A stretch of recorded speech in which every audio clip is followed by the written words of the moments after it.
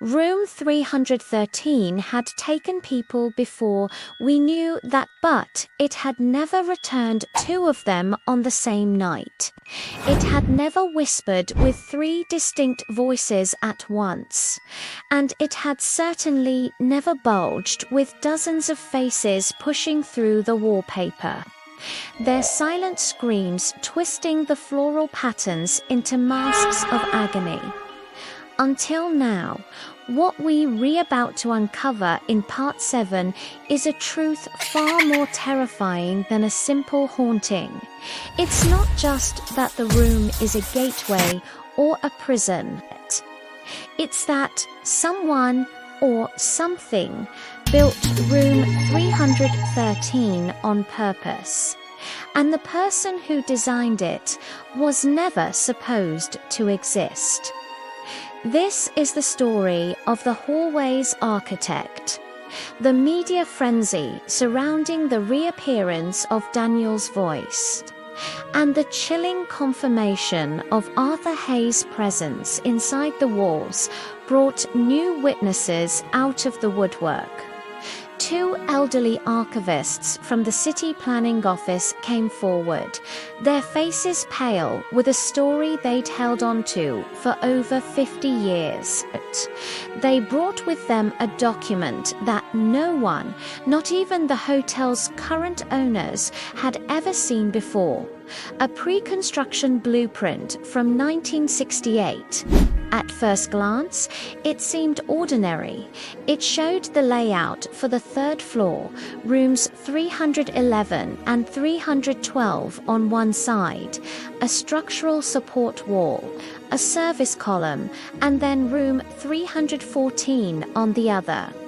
But where room 313 should have been, there was only empty space designated for that support wall.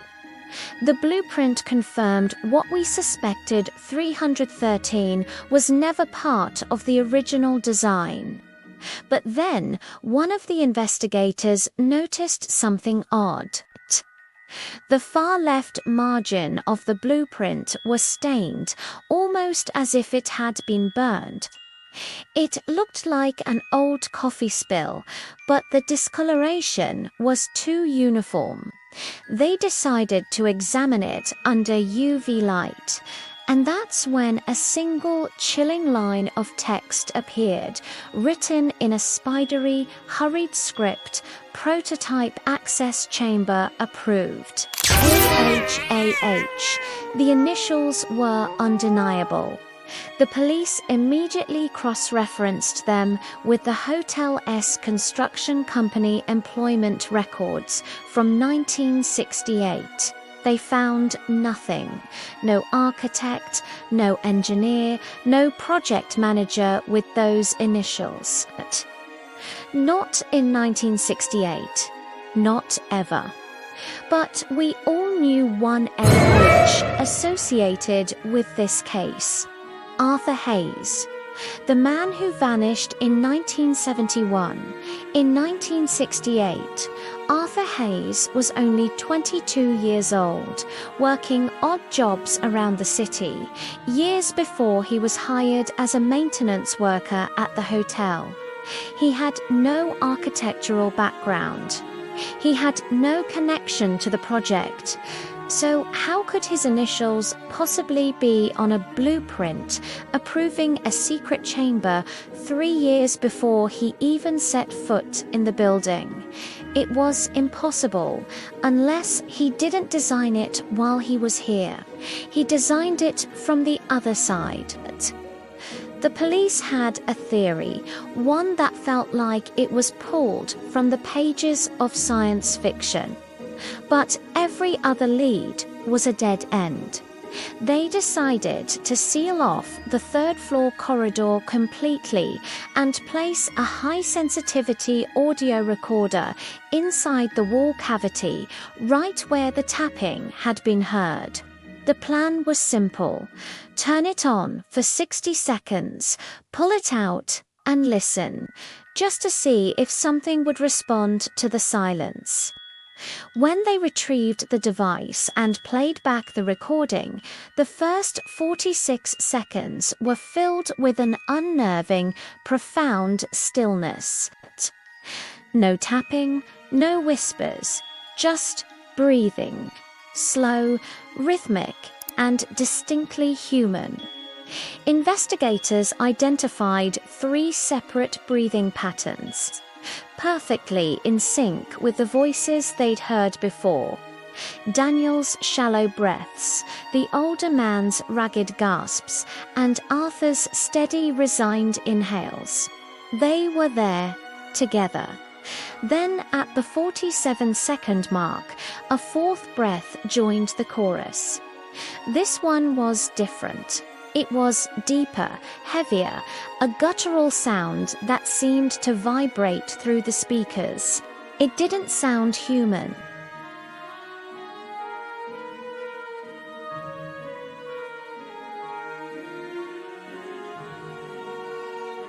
It was ancient, broken, and filled with a cold, simmering rage. It said just 5 words. It was never meant for you.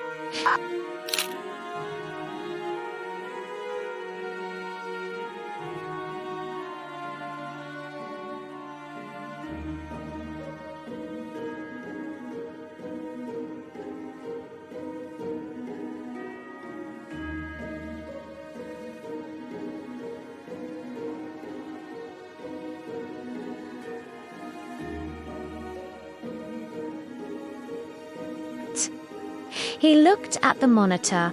A figure was moving down the center of the hallway, heading directly toward the boarded-up section where room 313 once stood. It was the missing detective, the one who had vanished weeks ago while investigating the room. But something was horribly wrong. He was facing the camera, his eyes wide and vacant, but his body was walking backward, away from it. Every few steps, his head would jerk violently to the side, as if an invisible force behind him was yanking his skull. He reached the plywood ceiling, the wall, and stopped. He raised a hand, not to knock, but to press his palm flat against the surface. As he did, the solid wall indented outward to meet his touch, bulging like soft clay. It looked alive. The detective's lips moved, forming words that made no sound. Then, in a single, impossible, sickening motion, his neck twisted a full 180 degrees. He was now facing the wall, and he simply walked forward, his body passing through the solid barrier like smoke. The wall rippled once, like the surface of a pond, and then went perfectly still. The next day, Arthur Hayes' daughter called the station. After hearing about the detective, she had finally worked up the courage to open a small, dusty box the police had returned to her 50 years ago after her father's disappearance. Inside, she found a collection of seemingly random items, a folded brochure for the hotel, a torn piece of the infamous floral wallpaper, a small ornate brass key, and a letter. A letter addressed to her. It sent a wave of ice through the entire investigation team. The note read, "The corridor is not the destination. It leads to the architect. Don't follow me. Don't follow any of us." The letter was dated July 18th, 1971, the very day Arthur Hayes disappeared. But the signature at the bottom wasn't his name. It was just 2 initials, followed by a terrifying identity. It read, AH from inside. He had written it after he was taken. He had somehow sent it back. The brass key became the new focus. It didn't fit any known lock in the hotel. Not the guest rooms, not the service closets, not the manager's office. It seemed like another dead end until one of the younger officers had a radical idea. He remembered the reports of faces appearing in the wall paneling right next to where room 313's door used to be. On a hunch, he took the key to that exact spot. The moment the brass key touched the polished wood, the entire wall began to tremble. A low hum filled the air, and then etched in lines of faint glowing light, a new outline appeared in the paneling. It wasn't the rectangular shape of a door. It was tall, narrow, with a curved, arched top. It looked ancient, impossible design that predated the hotel, the city, everything. Before anyone could react, the key still held against the wood turned by itself with a sharp, resonant click. An unseen lock disengaged. The impossible door cracked open, not with a creak, but with a sound like tearing fabric. And behind it was not a corridor, not a room, not even a physical space. It was a void of shifting, breathing darkness, and deep within that void, they could just make out the faint silhouette of a throne. On that throne sat a hunched figure. It was not human. Not entirely. Its arms were long, with too many joints. Its head was tilted at an unnatural angle, as if listening to a sound no one else could hear. The architect, as the team stared in frozen horror, the figure slowly lifted its face. But before they could see its features, before they could comprehend what they were looking at, the door slammed shut with the force of a thunderclap, plunging the hallway back into silence. For the first time, investigators understood. Daniel didn't just stumble into something. Arthur didn't just discover something. The detective wasn't just in the wrong place at the wrong time. All the victims, going back decades, weren't chosen by accident. They were being called, summoned by something ancient, something that was waiting behind the hallway. Something that had built room 313 as its personal invitation. And in part 8, the final part, we will finally open that door.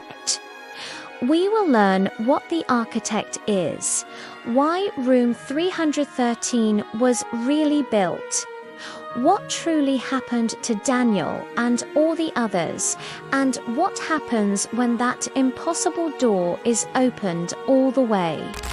Make sure you're subscribed, because the conclusion to this story is coming.